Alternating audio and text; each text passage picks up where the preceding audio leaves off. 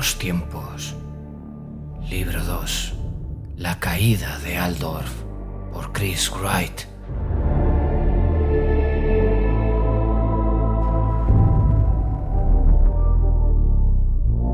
Capítulo 23.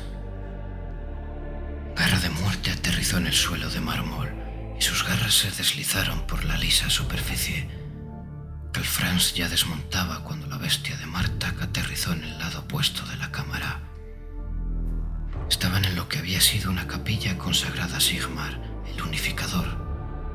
En su momento de mayor apogeo, un centenar de sacerdotes participaban al día en los rituales de absolución y de petición y recorrían en procesión sus largos pasillos portando antorchas. El altar estaba cubierto de oro y rodeado por los botines de guerra, trofeos de un centenar de reinos de la tierra, cráneos blanqueados y pulidos de pieles verdes, los pertrechos de guerra de las numerosas tribus de hombres del norte. Ahora todo estaba desordenado. El techo de la capilla se había derrumbado por el peso del palpitante musgo y ensortijados tallos y zarcillos con el brillo de la pus colgaban de los irregulares bordes del agujero. El ajetreado suelo de baldosas estaba levantado, reventado por las masas de retorcidos gusanos que habían surgido de debajo. El propio altar estaba partido por la mitad por un espino y sobre todas las superficies zumbaban enjambres de moscardas. Calfrance pasó las riendas por encima de la cabeza de Garra de Muerte y las dejó caer. El mero hecho de posar la mirada sobre la devastación que lo rodeaba le provocó náuseas, pero no había tiempo para entretenerse en la profanación. Desde el otro lado del vano de la puerta que había al final de un largo pasillo central, llegaban los ecos de la lucha que se extendía por todo el palacio, desde las altas torres hasta las mazmorras subterráneas. Ya desde el cielo había visto que la derrota era inapelable, pues un ejército del caos integrado por hombres de las tribus y bestias mutiladas se había abierto paso hasta el corazón del complejo palaciego, defendido por una exigua fuerza de guardias del palacio y guerreros de los páramos malditos de Silvania. Estaba repitiéndose lo que había sucedido en Hefengen y los muertos luchaban al lado de los vivos.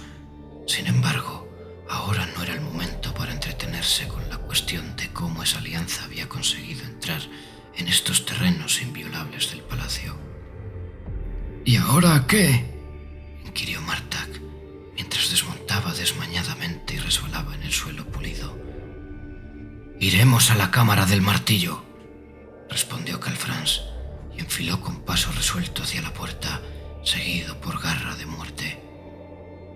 Martak tardó un poco más en convencer a su montura para que lo siguiera, y hubo de tirar del ronzal para llevarla a rastras. «¿Y el recinto de fieras, señor?», sugirió el supremo patriarca. «El dragón. ¿No podéis despertar al dragón?» Calfrance siguió caminando. Podría haberlo hecho. Podría haber abierto todas las jaulas y dejar libres las bestias, pero no habría conseguido nada con ello. Solo veía una posible solución, una solución que apenas comprendía y que solo podía causarle dolor. «El tiempo se agota, mago», dijo al llegar a la puerta semiderruida. Se asomó para echar un vistazo al largo pasillo del otro lado, de momento libre de enemigos y con el suelo cubierto de una capa de esporas de hongos que le llegaban a los tobillos. «Tendréis que confiar en mí». Martak apretó el paso para no quedarse rezagado. «¿Confiar en vos? Pero si no me habéis contado nada. Habéis visto los ejércitos. ¿Sabéis lo cerca que están?» Miró fijamente al emperador, con una expresión de profunda exasperación. «¿De qué servirá eso?» Calfrance se volvió a mirarlo con cierta compasión. No había respuestas sencillas, y tampoco era que él estuviera muy seguro de sus propias intenciones. Estaba dejándose llevar por presentimientos, inducidos por la visión del cometa y estimulados por vagas premoniciones y viejas murmuraciones. Tal vez todo fuera en vano, todo, cada uno de los pasos que dio desde el desastre en el bastión áurico. ¿Pero acaso no era esa la esencia de la fe? Es decir, ¿Confiar en los impulsos del alma ante la evidencia de lo contrario? Tendría que hurgar más hondo, extraer alguna garantía de algún sitio. Entretanto, poco podía hacer para aplacar el recelo del mago. «Si deseáis despertar a las bestias, no os lo impediré», dijo Calfrance. «Me habéis traído hasta aquí, y solo por eso estoy en deuda con vos, pero no os acompañaré. El tiempo se nos echa encima y debo estar debajo de la señal de Galmarad cuando dé comienzo la prueba». Se obligó a sonreír. Estaba ofreciéndole al mago que siguiera su propio camino si quería. «Podéis acompañarme», continuó el emperador, «o separaros de mí. Ese es vuestro destino, pero no intentéis detenerme». Echó a andar de nuevo, seguido de cerca por Garra de Muerte, que se agachó para pasar por debajo del dintel de la puerta de la capilla. «Ha llegado el final de todas las cosas, y cuando todo desaparece, la magia, la fuerza y la esperanza, solo queda una cosa, solo queda la fe».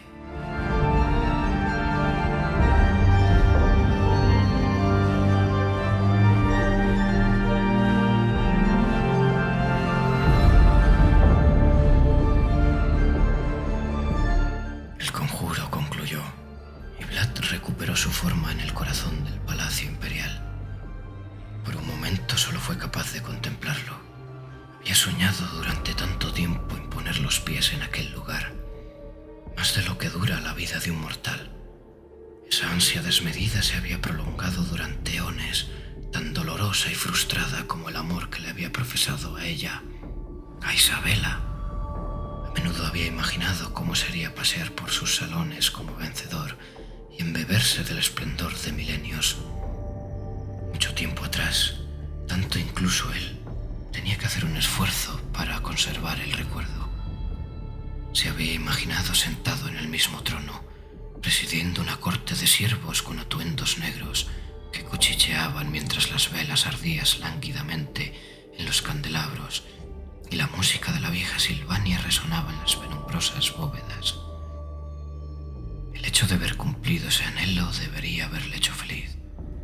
En el fondo, lo único que sentía era una especie de confusión.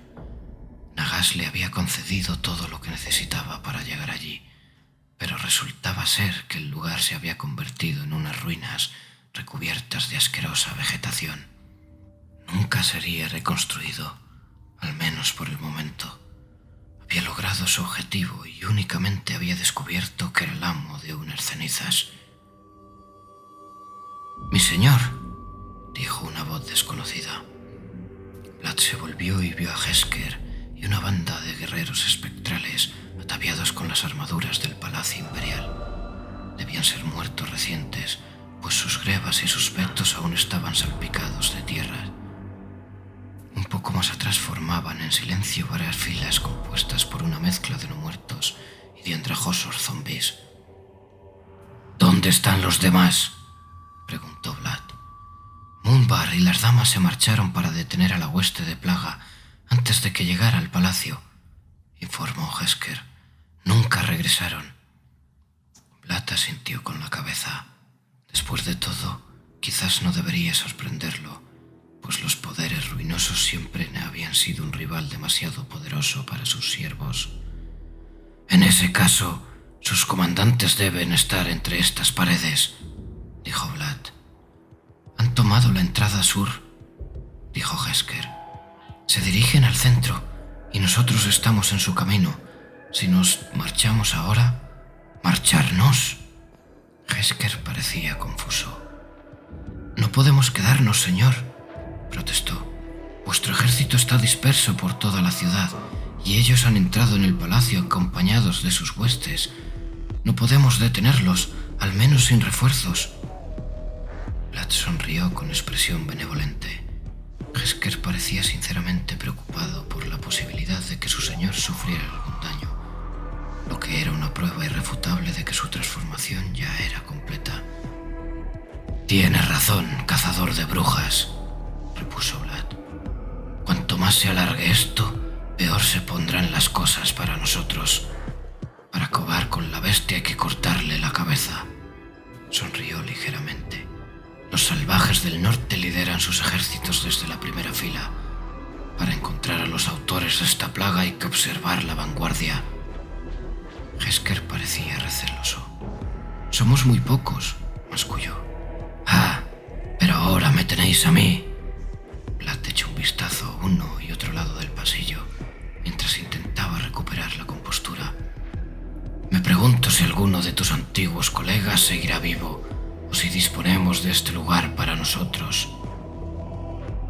Un estrépito ensordecedor llegó como una respuesta de su pregunta desde el tramo del pasillo que se dirigía hacia el sur. Sonó como el ruido que haría una puerta enorme al ser tirada abajo. Le siguió el sonido de unos jadeos graves y anhelosos. El suelo tembló sacudido por pasos pesados. Hesker desenvainó la espada. Los espectros lo imitaron y formaron un círculo defensivo en torno a su señor. Platt desenfundó también su acero con una floritura y aguardó con una impaciencia inusitada la llegada de lo que se acercaba. Las pisadas sonaban más fuertes a medida que las bestias se abría paso hacia ellos, destrozando todo lo que encontraba en su camino. Parece ser que no será necesario ir a buscarlos. Ellos mismos vienen a nosotros. Platt alzó la espada ante sí y se fijó en la ausencia de su reflejo en el acero. Ahora mira y aprende, cazador de brujas. Así es como un mortarca despelleja a su presa.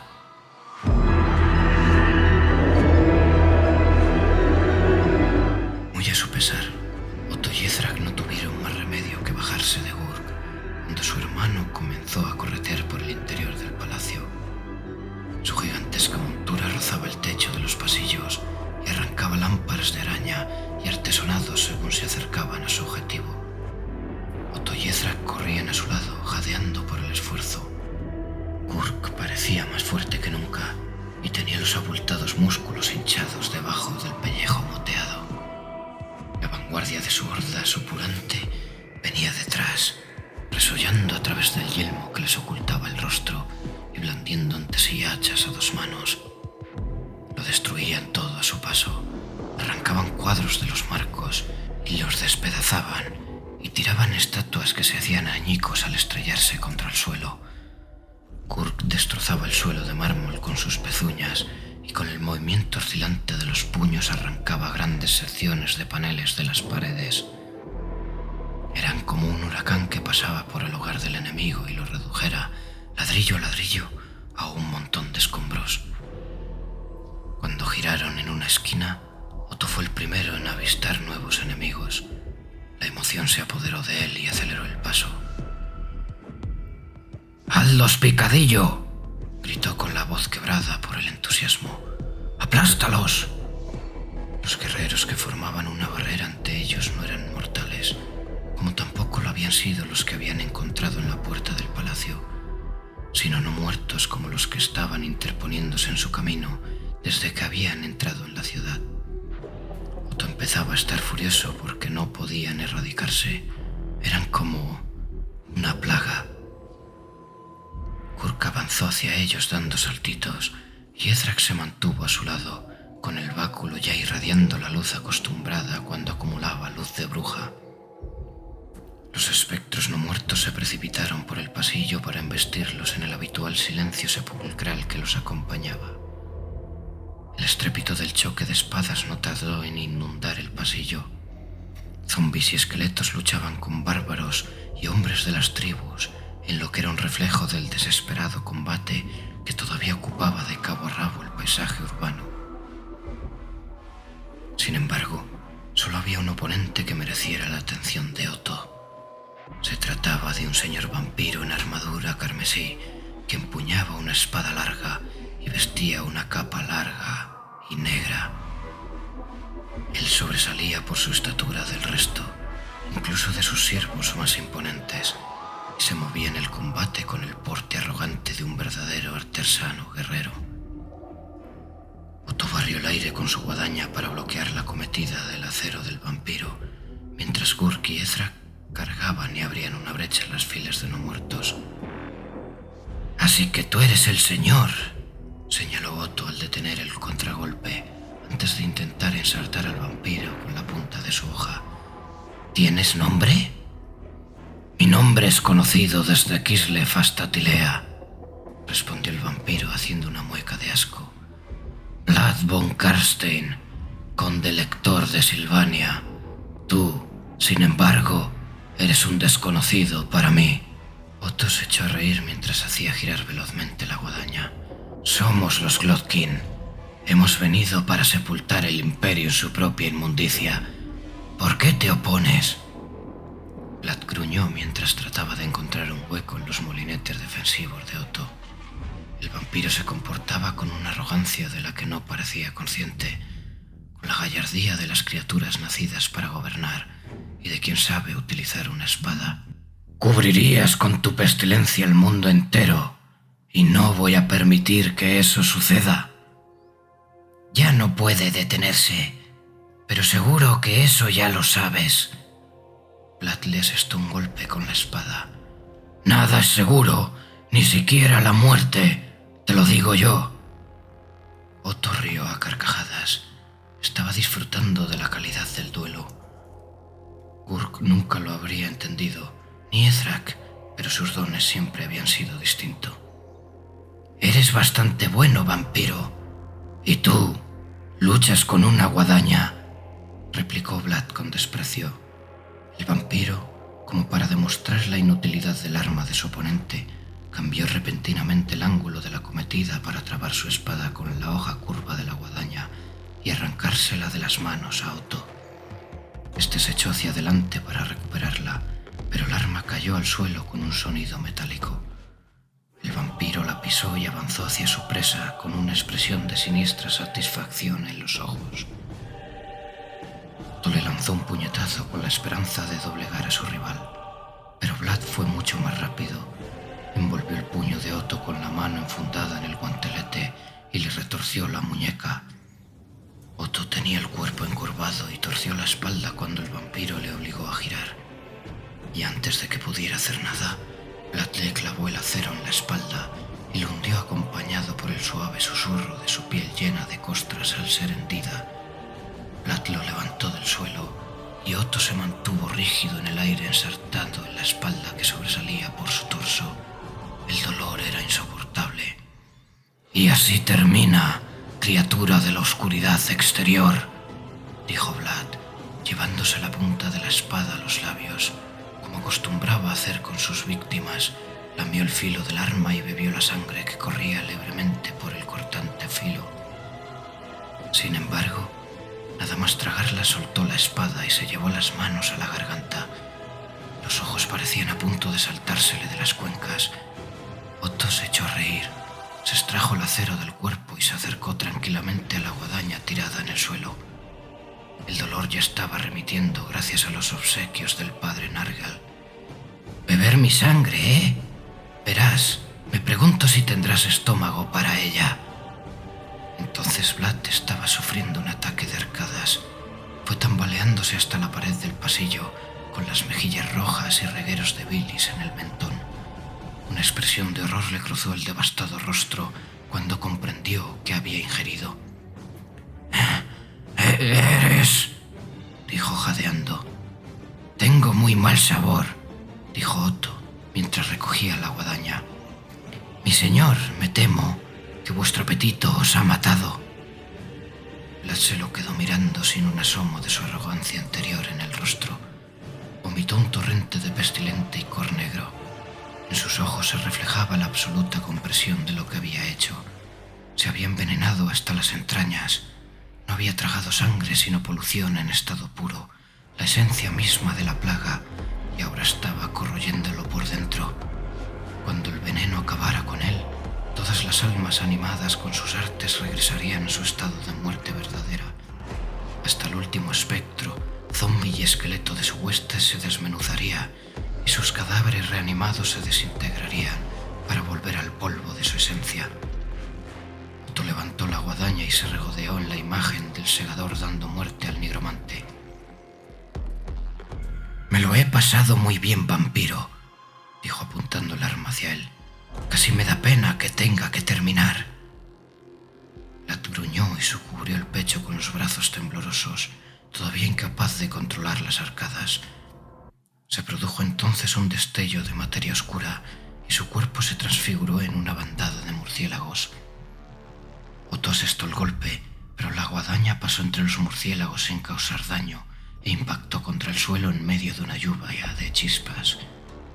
Volvió a reír, admirado por el arte del vampiro. Había sido un oponente realmente digno. Los murciélagos se alejaron volando por el pasillo en dirección al exterior del palacio, demasiado veloces para poder ser atrapados. Con la marcha de Vlad, su hueste se disolvió. Otto se volvió para ver cómo se desplomaban los cadáveres y los espectros. Burk refrenó su arrebato. Con su enorme cabeza y los puños llenos de huesos se volvió a un lado y a otro con desconcierto, mientras en torno a él el ejército enemigo se desmoronaba en montoncitos. El último en mantenerse en pie era un guerrero con una extraña apariencia de mortal, que vestía un abrigo largo y llevaba un par de pistolas ceñidas a la cintura. Estaba mirando fijamente el lugar donde había estado Vlad, una expresión en la cara que era una mezcla de aversión y de reproche. Por un breve momento dio la impresión de que iba a luchar para evitar lo inevitable, como si ahora que sabía lo que era la no vida rechazara la idea de abandonarla. Pero el final tenía que llegar. El hombre abrió la boca al suspirar y puso los ojos en blanco antes de caer desplomado sobre el suelo. Una vez caído, su cuerpo se marchitó rápidamente y regresó a su verdadero estado en cuestión de segundos. Otto buscó con la mirada a Ezrak y sonrió. La herida que le había infligido el vampiro ya se había cerrado y una línea de brillante bilis la sellaba. Estar compuesto de unos venenos tan maravillosos tenía sus ventajas. «Bueno, ya casi hemos terminado, hermano», comentó Otto, blandiendo la guadaña. Ezrak asintió con la cabeza. «De uno en uno los devoramos a todos. Ahora vayamos a por el manjar final».